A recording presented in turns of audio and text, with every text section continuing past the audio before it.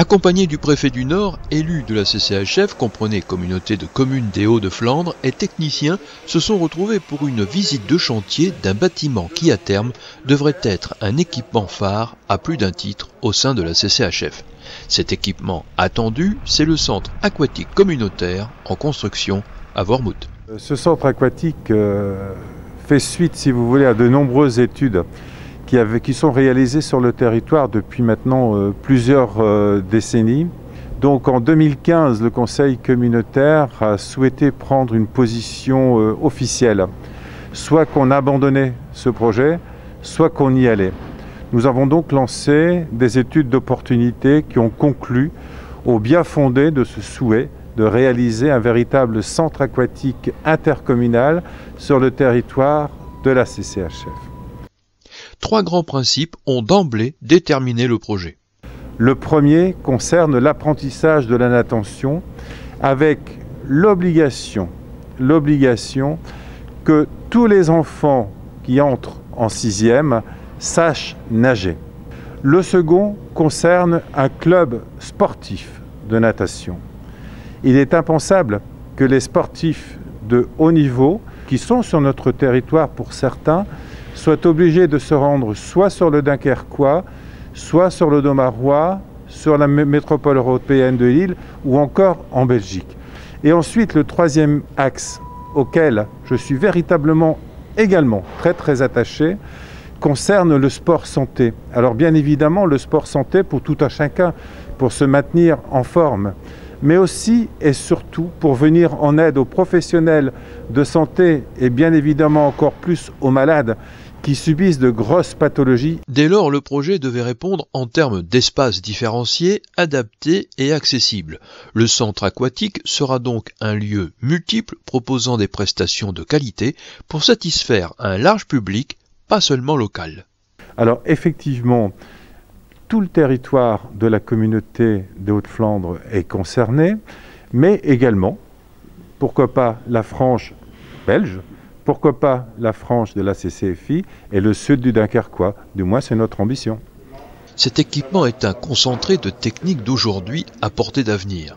La gestion de l'eau qui récupère les eaux usées, les traite pour un usage différent, les baies vitrées qui captent la lumière et concentrent la chaleur du soleil pour générer une économie d'énergie substantielle, mais ce n'est pas tout. L'équipement lui-même, centre aquatique, n'est pas pourvu d'une chaudière propre. Le parti pris a été voulu de se servir d'une installation annexe, on va dire. La chaufferie habituellement intégrée dans le bâtiment de la piscine est ici une construction extérieure, indépendante qui ne chauffera pas seulement l'eau des bassins. Le réseau de chaleur va induire 200 000 € d'économie au minimum dans les 10 années qui viennent pour l'EHPAD de Wormhout, le centre scolaire Jean Moulin, Lidl et également Carobé qui est une entreprise de bricolage et de matériel pour le bâtiment. OVNI au cœur de la ruralité, le centre aquatique communautaire ne pouvait pas ne pas compter sur son environnement proche. La chaudière sera alimentée par une source écologique en brûlant des anadelins fournis par les producteurs locaux. La puissance de cette chaudière aux anadelins est de l'ordre de 600 kW.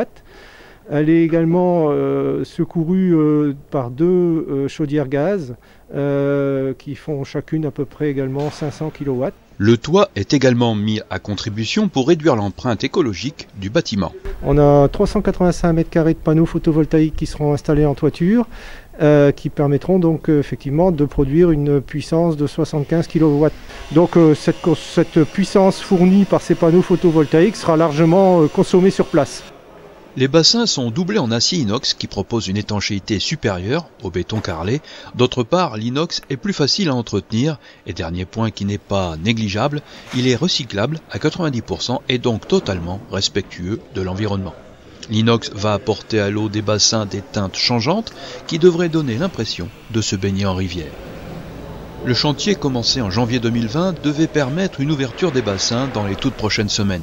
Seulement, les règles sanitaires dues au Covid ont sérieusement retardé le projet. Au départ, le calendrier prévoyait une ouverture le mois prochain, c'est-à-dire le 20 juin prochain, Avec la Covid, forcément, comme tous les chantiers des travaux publics, nous avons pris beaucoup de retard. Comme on le voit sur ces images, le chantier est bien avancé, mais il faudra encore quelques mois pour que les nageurs puissent venir voir si l'eau est bonne.